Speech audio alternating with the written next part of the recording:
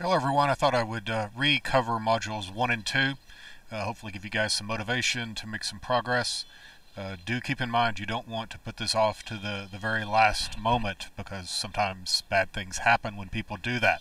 So just as hopefully motivational. So jumping right in, module 1 centers on artificial neural networks. So the idea of this module is that by the end of this experience you should be able to explain the idea of an artificial neural network, be able to evaluate the concepts of neurons, nodes, and layers, and then talk about how artificial neural networks work and learn. Then also, part of that is being able to discuss backpropagation and gradient descent, as those are related items that are important. So, as I've mentioned before, the foundations of this come from a biological background, or at least a primitive understanding of biology. The basic idea is that it is an attempt to model the neurons within the brain in the human being. So that's where the idea comes from, is basically following the ideas of how we thought at the time neural networks worked, and so that we're then trying to apply that in a more programmatic sort of way.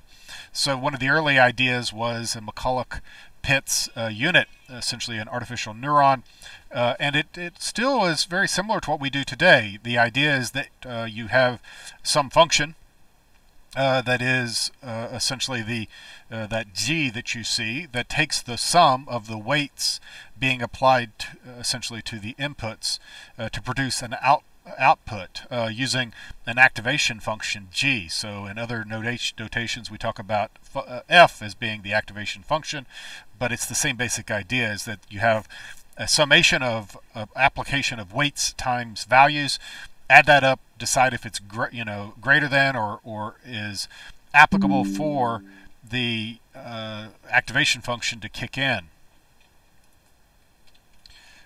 And again, this is based upon our kind of broad idea of how a neuron works. This idea that you have things that are going into a neuron and then stuff coming out and some stuff that happens in the middle, and that's very much how we're trying to model this, where we have some inputs coming in being combined with some weights, then a function is applied to it to determine what the output is. Generally speaking, we combine these essentially neurons, artificial neurons, into layers, and we talk about those layers in terms of input, hidden, and output. Here's a typical sort of graph that you'll see of how these neurons are arranged. You have your input layer, in this case there are 3.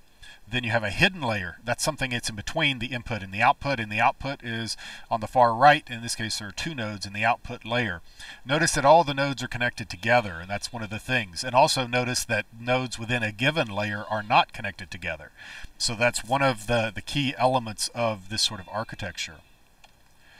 Again, we take this idea of inputs, combining them with weights, adding them up, applying some function to it, and then producing an output.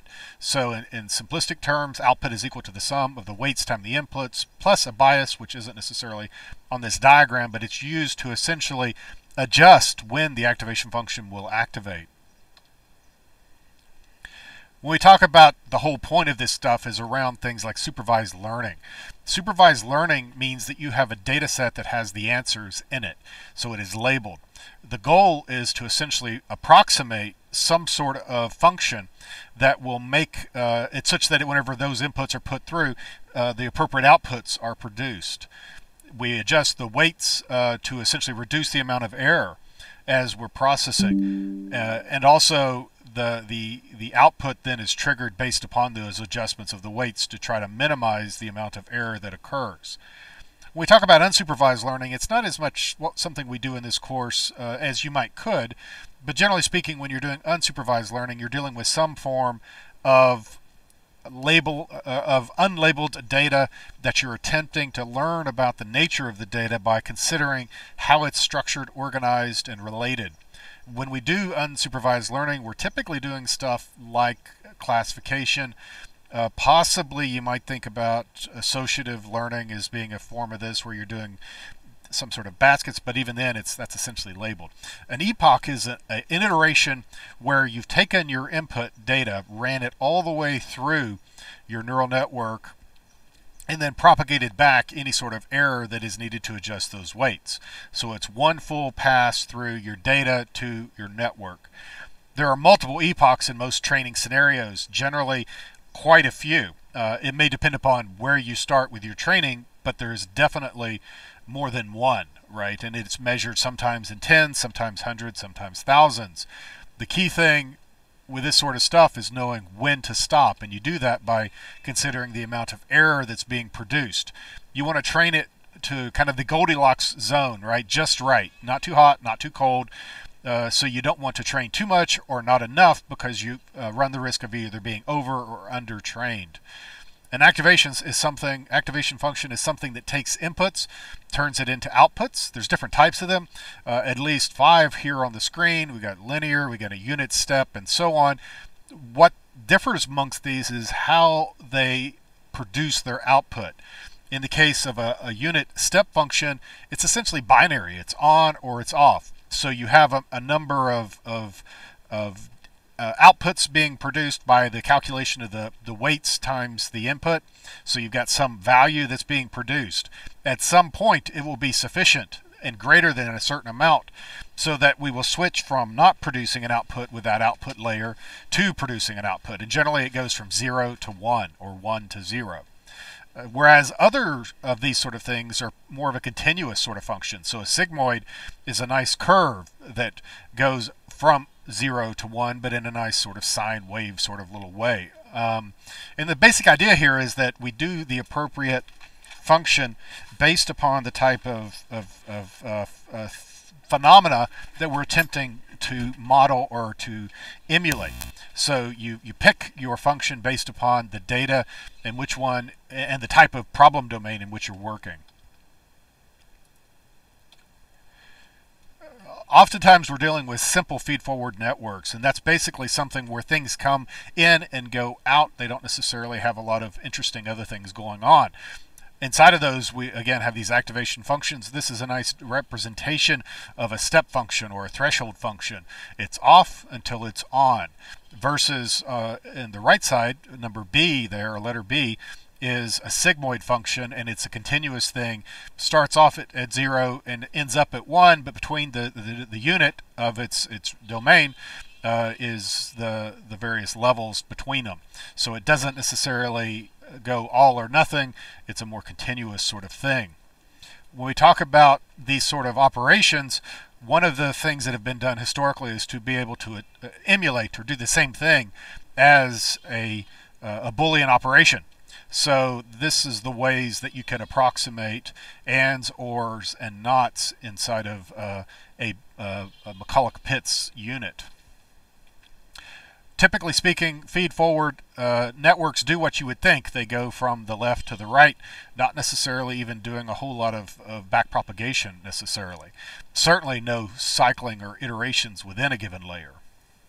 And basically the idea here is that we adjust the weights to get better. So it's figuring out based upon error what needs to be done with those weights. One of the common neural networks that you'll encounter is the perceptron, and especially a single layer perceptron. And it allows us to do things to fit shapes a little better, but there are no shared weights. Each one of the nodes has its own weight.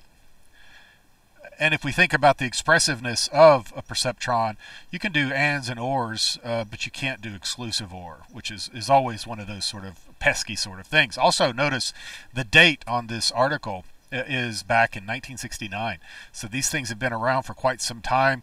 Also discussions there in 1957, which was around the beginning of this stuff. It was in the mid-50s. Computational graphs are a way of representing operations, and especially things that are essentially mathematical in nature. And they're used in various domains in computer science and also data science a way of expressing how things work in a graphical sort of way. As an example, we have a formula which is E is equal to A plus B times B plus 1. And this is a representation of that, and with it being, first of all, just the structure of the graph, and then the bottom image is the structure of the graph with some values plugged in to show how the evaluations actually work. Relatively simple graph, and graph in the sense of a mathematical graph with nodes and edges, directed edges at that. So this sort of approach, a directed graph that is typically acyclic, is common across lots of disciplines in computer science.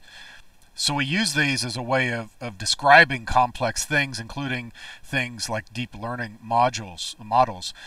So they're a way of describing what occurs. And it also is good explaining things such as forward and backwards computation. Again, as I mentioned, you have edges and nodes. Edges are used to represent the functional argument. Nodes is essentially the value, how you compute the value of a given sort of flow. This is an example of a forward propagation network, and relatively complex, but the main thing to understand here is that it is a way of representing information. Convolutional neural networks contain locational connections, certainly in the early layers, and that's one of the patterns, is that it changes over time. But the idea here is that you have a kernel, which is a pattern of weights replicated across multiple regions. A convolution is when you take one of those patterns of weights and apply it to a given pixel or a given area of the image. A receptive field is the convolutional neural network's first unit in the first hidden layer. So it's in the first, essentially your inputs. A pool is summarized as a set of adjacent units from a previous layer, oftentimes taking into consideration dimensionality. And a tensor is a way of doing multiple dimensional arrays, essentially, of any number of dimensions.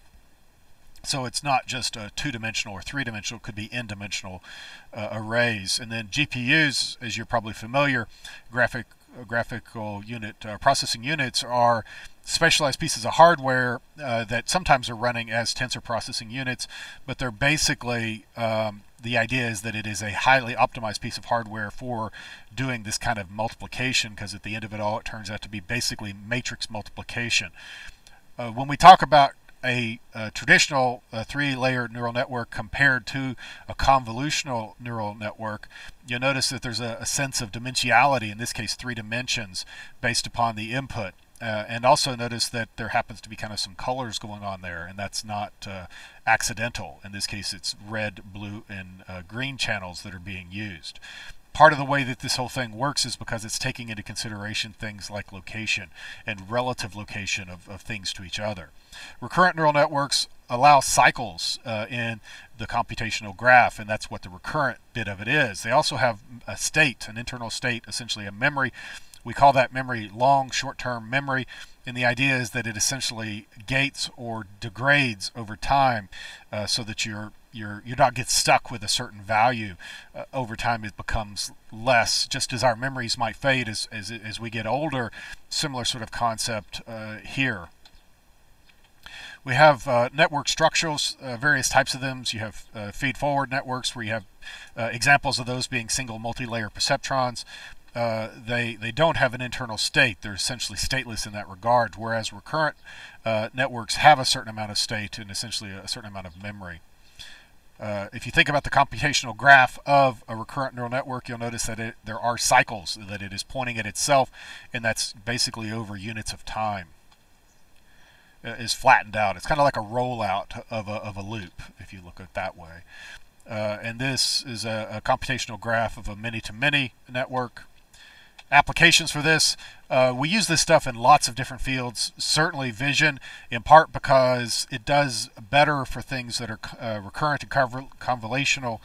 Neural networks do better because they take into consideration that a pixel that is just below another pixel may actually be many bytes away from that pixel, depending upon the dimensionality of the image. And that's one of the challenges that we had originally, was understanding that this wasn't just a vector of n links, but there was some relationship between things in different locations right above or below or beside or diagonal to each other. And that's how this kind of started to help. Also, this stuff is very useful in natural language processing, especially especially things like translation, recognition, or even speech to text or text to speech. Reinforcement learning is a slightly different variation of learning from the supervised and unsupervised approaches that we talked about earlier. The basic idea of reinforcement learning is that you tell an algorithm what something looks like in relation to something else, so what good is compared to not so good. And it essentially evaluates which to do. Either it may decide to exploit something it knows as a way of doing well, or it may also try exploration to determine if something that it hasn't done before is maybe actually the better way to do things. So it's that balance between exploitation and exploration that makes it very powerful, especially in really complex spaces. And that's where things like Go, the game, was quite challenging programmatically to master, and the way that they were able to beat a Go master was through the uses of reinforcement learning. I'll skip over the demos in the interest of time and talk about the deliverable. So for deliverable 1, your competency is to be able to explain the idea of an artificial neural network. There's a rubric, as with all things in this course and every course inside of this program. The scenario is that you are a data scientist for Reliable Dynamics or Robotic Development and a manufacturing corporation. You work for Mr. Andrews, the CEO of RD Corporation. And he has to brief DARPA on how neural networks emulate the human brain. The company's new line of autonomous robots that utilize this technology are being considered for purchase by the government, and your CEO needs to be able to explain it. So you have been tasked to develop a working paper, so this is a paper, on the various components of artificial neural networks used by the company's autonomous robots. Your working paper needs to explain how an artificial neural network functions and provide an example, and then provide a definition of neurons, nodes, layers, and explain how they are interrelated. Then define and provide an example of backpropagation and how that process works, and also what a gradient descent is and how it's used in machine learning.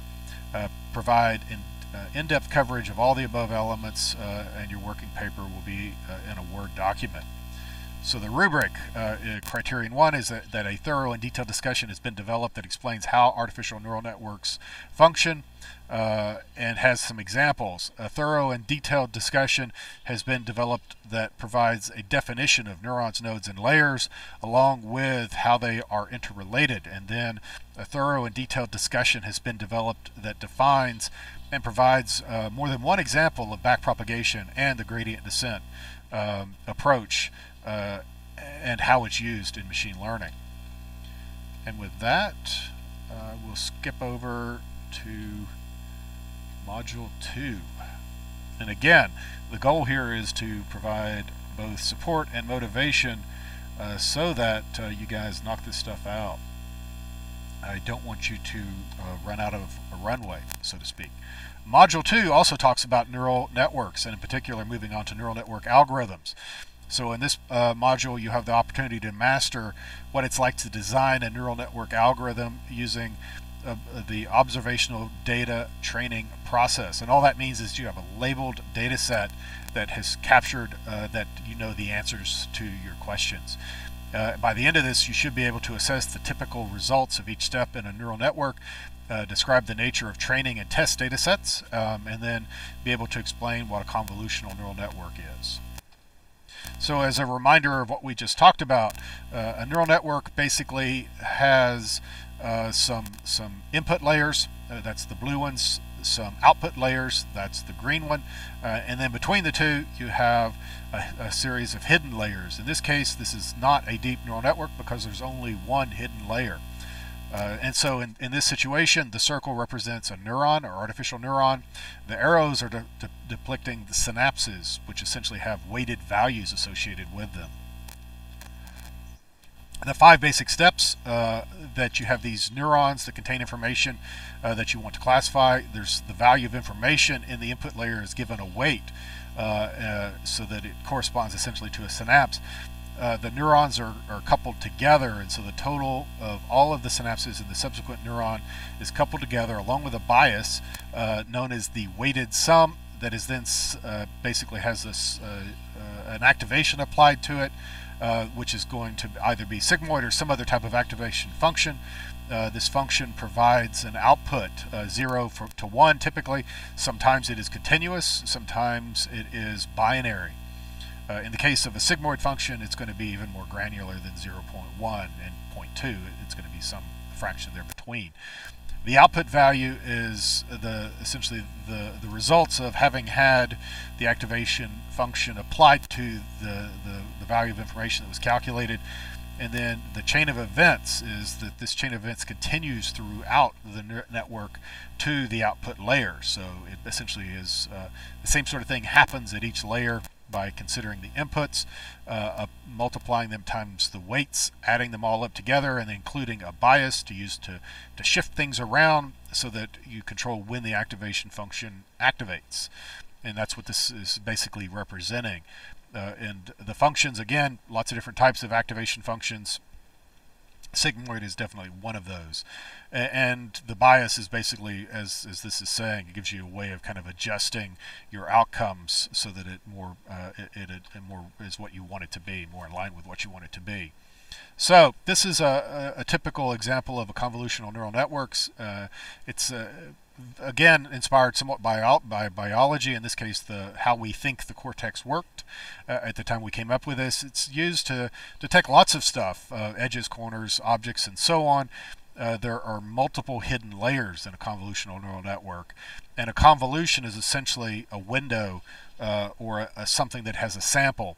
And the basic idea here is that you take a sample, you then downsample it somewhat, or make it somewhat smaller, or reduce its fidelity, do some convolutions, do the same sort of reducing of functionality again, and then at the end you have some sort of layer that is fully connected to pull together your output. I'll go ahead and skip over the demos as well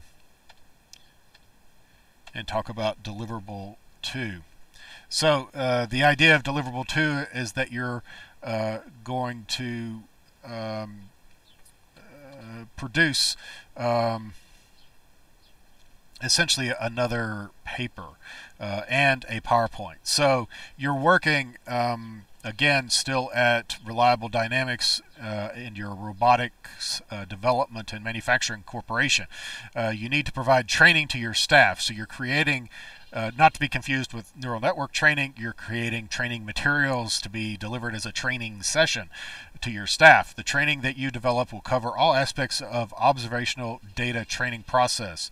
This is one of many processes that your company uses to teach its robots how to perform various tasks. The observational or example data is historical data that contains input features that align with various situations, and output features that depict what was observed or what the outcome was.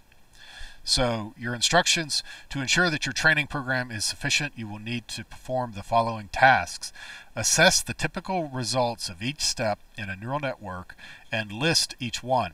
Describe the nature of training and test data sets.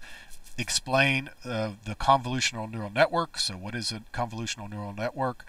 And then your training program will be submitted using Word and a PowerPoint presentation with speaker notes. So make sure you include those speaker notes. Make sure that you summarize essentially in a very graphical, visual sort of way, bulleted or whatever, the same material that's in your Word document, but not all of it. Make sure you kind of distill it somewhat. So your criterion 1 is that a thorough and detailed discussion has been developed that contains an assessment of the typical results of each step in a neural network. Criterion 2 is that a thorough and detailed discussion has been developed and describes the nature of training and test data sets. And you may want to go out on a limb there and talk about validation data sets as well, as they are relevant. And then a thorough and detailed explanation has been developed of a convolutional neural network. So with that, I have covered the materials in modules 1 and 2. And a quick time check.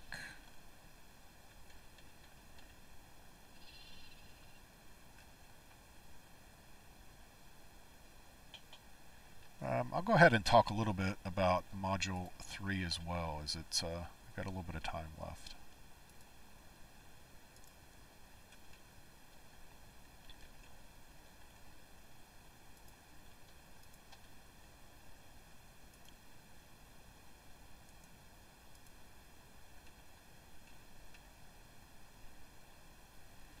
as soon as I find my Explorer.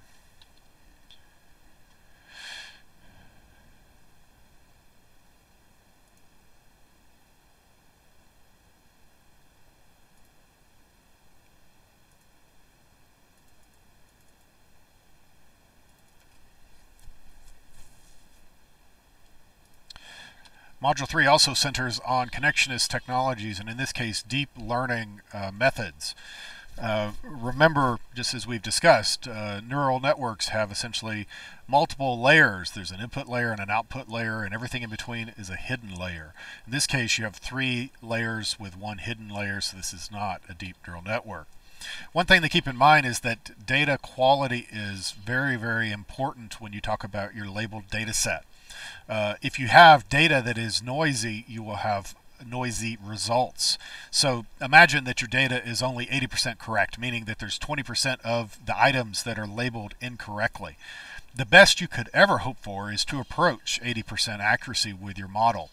Odds are you would not get to 80, you would probably get to 70, maybe 75, just because of the nature of things. Also, you would be confusing the model as well, because during the training you're telling it a certain set of things might lead to one outcome, and then you could be showing it other things that probably really should lead to the same outcome, but you say it's a different outcome as it's labeled incorrectly. So it's going to cause the network challenges to converge on a real solution. If you want to take a look at the article that's linked here, pretty good, but it's just intuitive that if you're trying to teach something, you would want to teach it based upon the right truths along the way. Also, you'd want to make sure that if you're evaluating something with your test data set, that you're evaluating it fairly and correctly with data that is actually labeled appropriately. So you're far better off with a smaller data set that is very, very clean than you are with a really big data set that's not so clean. So we talk about output. There's various types of things that you're trying to accomplish. You may be trying to classify something. So that's basically given a series of inputs. You're trying to figure out which in classes a thing belongs to. You may also be trying to do regression, which is given some inputs, what is a likely output? Kind of similar to classification in a way, but think of it as being more continuous. So maybe you're trying to predict, based upon certain factors, what a monthly sales number might be. And so when you think about what impacts the type of accuracy levels you're going to see, first and foremost is the quality of your input and also the quality of your assessment set. Then the design of the network will figure along with the algorithm, but it's going to come second, frankly, to the quality of your data. The algorithms are pretty good, and so the network designs, if you follow the basic patterns, will do pretty good. So you want to keep that in mind. The number of input parameters also factors into it, as does kind of the starting position for your weights, and to some extent the amount of your training data. But more bad data is not necessarily a good thing. Keras, pretty cool stuff, and you definitely want to take a look at Keras for your assignments. Start off with Keras.io, getting started, and then intro to Keras for engineers. And if you Google that, I'm sure you'll find it. It's an approach that is intended to simplify the process of doing deep learning. So it's a framework that makes it easier for you to do these things that are relatively complex. The typical pattern that you will see is that you load the data and you typically do some form of pre-processing. You'll also normalize the data. So pre-processing may include things like turning things into from categorical to essentially something represented by a one-hot encoder. And also normalizations about making sure things are in a similar range so that you don't have one that's from 0 to 1,000,000 and another from 0 to 1. You bring everything to 0 to 1 or -1 to +1, and things will turn out a lot better because it won't allow one dimension to greatly influence the others. Then you typically build a model you call fit, which is essentially how you train the model, and then you assess the performance. Also, you'll be assessing the performance somewhat as you're training it oftentimes. And then you may adjust the hyperparameters using your validation data set, and then at some point you're going to assess it with your actual test set, and then if it's good, you'll actually use it and deploy it, typically through something like a web service or an API. For deliverable 3, it again centers on this case supervised learning, and the competency will be applying deep learning methods for classification of data sets. As the chief data scientist for Reliable Dynamics, a robotics development and manufacturing corporation, you've been tasked to test and evaluate a convolutional neural network that deals with object recognition, specifically image classification. Your evaluation of the provided convolutional neural network will determine its use in many of Reliable Dynamics automated assembly lines. So use Python and the libraries listed under technical requirements in the resources provided below to do the following. Plot 9 images from each of the cats and dogs data set to get an idea of the data that you are using. Then use the code found in cats and dogs dataset section and insert comments within the code to explain what's happening. So take the code that's already there, add some comments that explain what it's doing. Then create a block diagram depicting a simple convolutional neural network and explain the rationale of the various layers that are required. And also, oftentimes whenever you call certain functions inside of Keras, it'll give you a bit of a diagram itself. Then use the code found in building a simple convolutional neural network section and insert comments within the code to explain what's happening. And then use transfer learning using the VGG16 model for the cats and dogs image classification problem to increase accuracy. Insert comments within the code and explain what is happening. And then submit a written report using Word with appropriate screenshots from your Python to display your work.